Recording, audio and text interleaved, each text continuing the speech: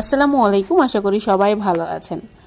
চেম্বারে আমি প্রায় সময় কিছু মায়েদেরকে পেয়ে থাকি যারা বলে গর্ভাবস্থায় তাদের ঠিক মতো ঘুম হয় না।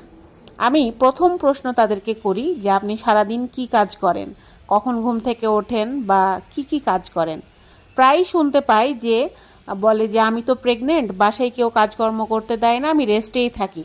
তাহলে একবার চিন্তা করে দেখেন তো, আপনি যদি সারাদিন শুয়ে বসে থাকেন তাহলে রাত্রে কি আপনার ঘুম ধরবে? এই যে শুয়ে বসে থাকার মাঝেই কখন অজান্তেই ঘুমিয়ে যান, দিনের বেলা আপনার ঘুমটা পূরণ হয়ে যাচ্ছে, এই জন্য রাত্রেবেলা ঘুম ধরে না। কিন্তু একজন গর্ভবতী মায়ের রাত্রেবেলা ঘুমটা খুবই দরকার।